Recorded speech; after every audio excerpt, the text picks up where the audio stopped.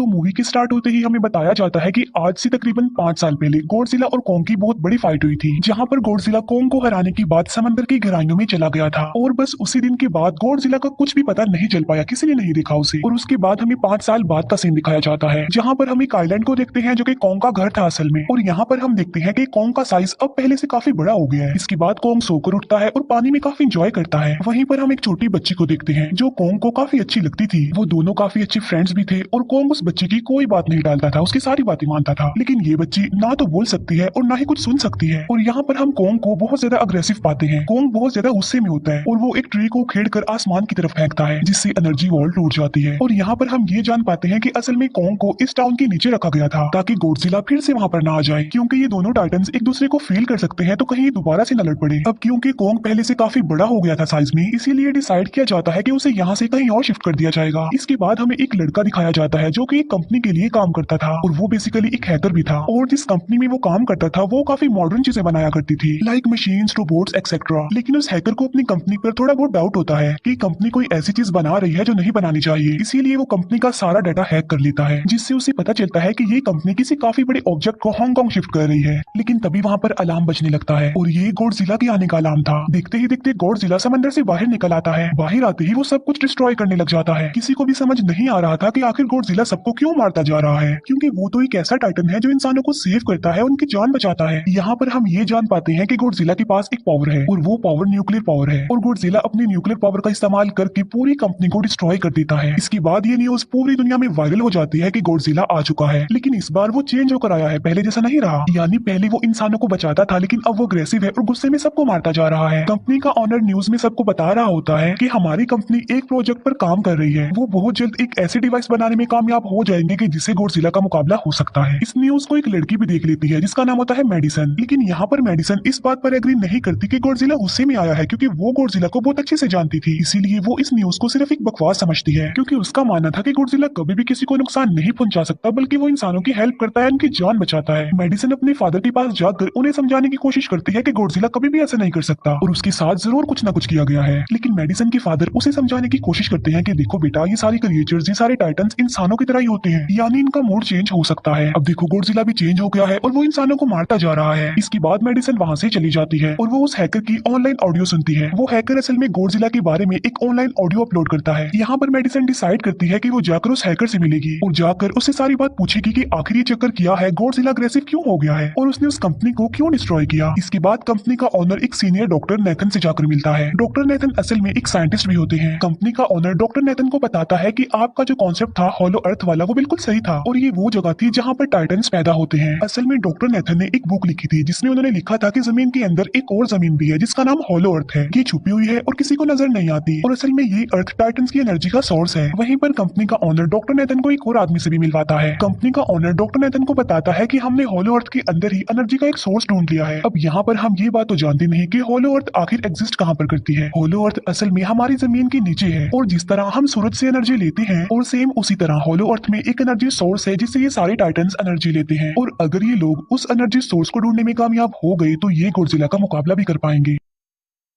Doctor Nathan उनसे पूछता है कि आखिर हम उस हॉलो अर्थ तक जाएंगे कैसे, क्योंकि अब से कुछ साल पहले मेरे भाई ने भी वहां पर जाने की कोशिश की थी लेकिन वो नहीं जा पाया और मर गया। यहाँ पर हम ये बात भी जान पाते हैं कि हॉलो अर्थ में ग्रेविटी नहीं होती, इसीलिए वहाँ पर हर चीज हवा में उड़ने लगती है। जिस पर कंपनी का ओनर डॉक्टर नेथन को कहता है कि आपको इस बारे में फिक्र करने की कोई जरूरत नहीं है, क्योंकि हमारी कंपनी ने एक एंटी ग्रेविटी कार बनाई है जिसकी मदद से हम वहाँ यानी हॉलो अर्थ पर जाएंगे। कंपनी का ओनर ये भी बताता है कि हर टाइटन्स में एक एबिलिटी होती है जिसकी मदद से हर टाइटन अपने घर को ढूंढ सकता है, इसीलिए हमें एक कॉम की हेल्प लेनी चाहिए। इसके बाद डॉक्टर नेथन अपनी एक फ्रेंड जो कि डॉक्टर भी थी उससे मिलते हैं और ये फीमेल डॉक्टर कोंग की देखभाल भी करती थी। डॉक्टर नेथन उस फीमेल डॉक्टर को समझाने की कोशिश करते हैं कि हमें कोंग को उसके घर पर भेजना चाहिए और उसका घर हॉलो अर्थ है, क्योंकि हम उसे ज्यादा टाइम के लिए यहाँ पर नहीं रख सकते और अगर वो यहाँ से बाहर निकला भी तो गॉडजिला उस पर अटैक कर देगा, इसीलिए कोंग सिर्फ हॉलो अर्थ में ही सेफ रह सकता है। अब थोड़ी बहस के बाद फाइनली वो फीमेल डॉक्टर भी इस बात के लिए एग्री हो जाती है, क्योंकि इसके अलावा उनके पास और कोई ऑप्शन जो नहीं था। फिर ये लोग अपनी पूरी आर्मी के साथ कोंग को हॉलो अर्थ की तरफ ले जाने लगते हैं। कोंग को ये लोग चेन से बांध कर ले जा रहे थे। कोंग की फ्रेंड यानी वो छोटी बच्ची कोंग से इशारों में बातें करती है। बच्ची बताती है कि कोंग को गुस्सा आ रहा है क्योंकि उसे जंजीरों से बांधा हुआ है। आर्मी का लीडर उस फीमेल डॉक्टर को कहता है कि हम गॉडजिला के रास्ते से नहीं गुजरेंगे और हम किसी दूसरे रास्ते से ही जाएंगे ताकि गॉडजिला को पता न चल पाए। जिस पर वो फीमेल डॉक्टर कहती है कि जी हाँ बिल्कुल हमें ऐसा ही करना चाहिए क्योंकि गॉडजिला और कोंग की काफी पुरानी दुश्मनी है, क्योंकि वो दोनों ही खुद को मॉन्स्टर्स का किंग समझते हैं और अगर वो दोनों एक दूसरे के सामने आ जाते हैं तो तबाही मचा देंगे। फिर हम मेडिसन को दिखते हैं जो कि अपनी फ्रेंड को लेकर उस हैकर से मिलने जाती है। यहाँ पर वो हैकर उन लोगों को बताता है कि असल में कंपनी एक काफी बड़ी चीज बना रही है और उस चीज को बनाकर हांगकांग शिफ्ट कर दिया जाएगा। लेकिन गॉडजिला को ये बात पसंद नहीं आई, इसीलिए उसने उस कंपनी पर अटैक करके उसे डिस्ट्रॉय कर दिया। फिर हम दिखते हैं कि कोंग वाली शिप में अलार्म बजने लगा है। वो बच्ची फीमेल डॉक्टर को बता रही होती है कि गॉडजिला आ रहा है। डॉक्टर नेथन कहता है कि अब क्योंकि गॉडजिला बाहर आ रहा है तो हमें कोंग को भी आजाद कर देना चाहिए, यानी उसकी चेन्स खोल देनी चाहिए ताकि वो गॉडजिला का मुकाबला करके हम सबको बचा ले। और अब फाइनली गॉडजिला बाहर आ जाता है जो एक शिप को डिस्ट्रॉय करते हुए आगे बढ़ रहा था उन लोगों की तरफ। जब कोंग को पता चलता है कि गॉडजिला आ रहा है तो वो जोर से चिल्लाने लगता है, लेकिन उसे तो चेन से बांधा गया था। फिर ये लोग गॉडजिला पर रॉकेट और मिसाइल से अटैक करते हैं जिसका गॉडजिला पर जरा भी असर नहीं होता। जो उन लोगों की प्लेन्स होते हैं गॉडजिला उन्हें भी डिस्ट्रॉय कर देता है। और अब गॉडजिला कोंग वाली शिप की तरफ बढ़ रहा था। गॉडजिला उन लोगों की सारी शिप्स को डिस्ट्रॉय कर देता है और यहाँ पर गॉडजिला उनके शिप को पलट देता है जिससे कोंग और बाकी लोग समंदर में डूबने लगते हैं। फिर वो लोग कोंग की चेन्स को खोल देते हैं ताकि कोंग गॉडजिला का मुकाबला करके उन सबको बचाए। फिर गॉडजिला और कोंग की ग्रेट वॉर होती है जिससे कोंग गॉडजिला को समंदर में काफी नीचे फेंक देता है। फिर वो पलटी हुई शिप को सीधा करता है ताकि सब लोगों की जान बच सके। लेकिन गॉडजिला एक बार फिर से उठता है और वो उस शिप की तरफ जा रहा था जिसमें वो बच्ची थी। और यहाँ पर कोंग एक शिप से दूसरी शिप पर जंप करके फाइनली उस शिप तक पहुंच जाता है जहाँ पर गॉडजिला आ रहा था। यहाँ पर कोंग गॉडजिला को एक जोरदार पंच मारता है। फाइट बैक करते हुए गॉडजिला भी कोंग को मारता है जिससे कोंग नीचे गिर जाता है। कोंग एक बार उठकर फिर से गॉडजिला को मारता है और गॉडजिला जाकर समंदर में गिरता है। इस बात से गॉडजिला को काफी गुस्सा आ जाता है और यहाँ पर वो अपनी पावर यानी न्यूक्लियर पावर का इस्तेमाल करता है। ये देखकर कोंग जल्दी से अपनी जान बचाने के लिए पानी में कूद जाता है। गॉडजिला की जो न्यूक्लियर पावर की लाइट होती है वो हर जगह फैल जाती है। सब लोग उसे देखकर काफी हैरान रह जाते हैं और यहाँ पर हमें अंदाजा हो जाता है कि गॉडजिला कितना ज्यादा पावरफुल है। फिर समंदर के अंदर ही उन दोनों के बीच फाइट होने लगती है। गॉडजिला तो पानी में सांस ले सकता था लेकिन कोंग जो कि इंसानों की तरह था वो पानी में सांस नहीं ले सकता था, इसीलिए कोंग हारता हुआ नजर आ रहा था।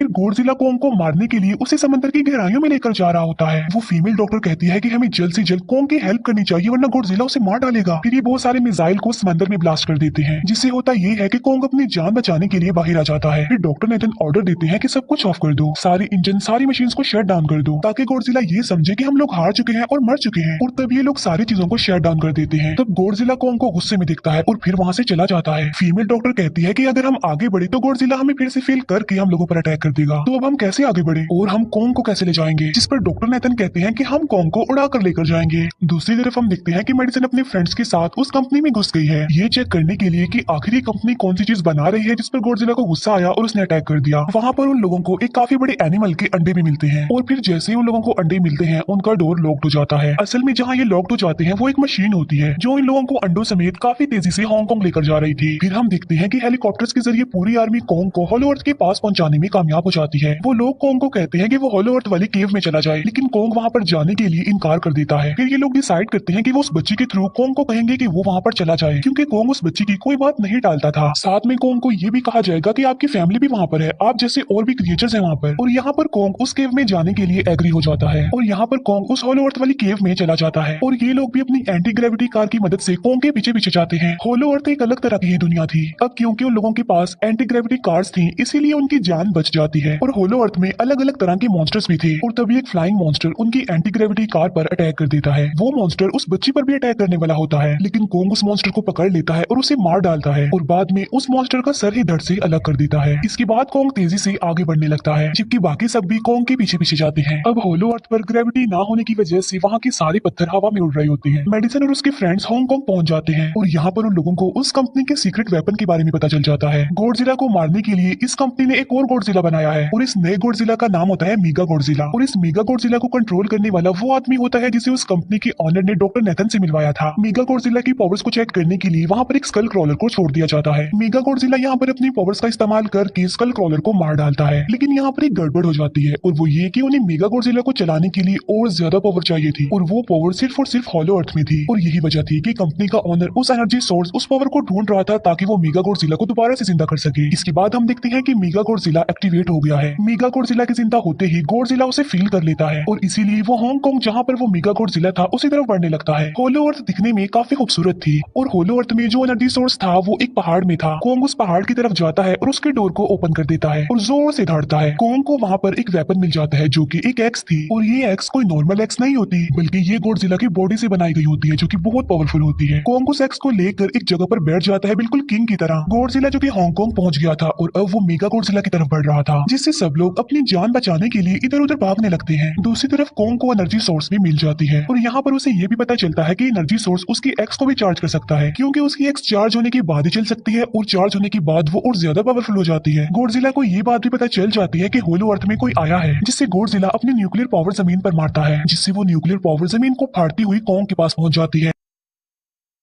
कंपनी की एक फीमेल ऑनर उन लोगों के साथ ट्रिक करती है। वो इस एनर्जी का थोड़ा सा सैंपल अपनी कंपनी के पास भेज देती है ताकि वो लोग मेगा गॉडजिला को एक्टिवेट कर दें। हालांकि फीमेल डॉक्टर उसे ऐसा करने से मना करती है लेकिन वो उसकी एक नहीं सुनती और जब उस लड़की को रियलाइज होता है कि यहाँ पर गॉडजिला भी आने वाला है तो वो वहाँ से भागने लगती है लेकिन तभी कोंग उसकी कार को पकड़कर उसे डिस्ट्रॉय कर देता है। कोंग अपना एक्स लेकर गॉडजिला से लड़ने के लिए तैयार हो जाता है क्योंकि इस न्यूक्लियर पावर के जरिए गॉडजिला ने कोंग को लड़ने का इशारा दिया था। फिर कोंग वहाँ से भागते हुए हांगकांग हो जाता है। कोंग गॉडजिला पर अटैक करता है लेकिन बाय मिस्टेक उसकी वो एक्स एक बिल्डिंग में फंस जाती है और मौके का फायदा उठाकर गॉडजिला कोंग को नीचे गिरा देता है और यहाँ पर इन दोनों के बीच जबरदस्त फाइट होती है। गॉडजिला कई बार अपनी न्यूक्लियर पावर का इस्तेमाल करके कोंग को मारने की कोशिश करता है लेकिन कोंग बहादुरी से मुकाबला करते हुए हर बार बच जाता है। फिर कोंग अपनी एक्स से गॉडजिला पर अटैक करके उसे इंजर्ड कर देता है जिससे गॉडजिला को गुस्सा आ जाता है और वो अपनी न्यूक्लियर पावर का इस्तेमाल करके कोंग को दूर फेंकता है लेकिन कोंग अपनी एक्स की मदद से उस पावर को अपनी तरफ आने से रोक देता है। इन दोनों के बीच काफी देर तक फाइट चलती रहती है। अब क्योंकि गॉडजिला काफी ज्यादा पावरफुल था इसीलिए कोंग हारता हुआ नजर आ रहा था।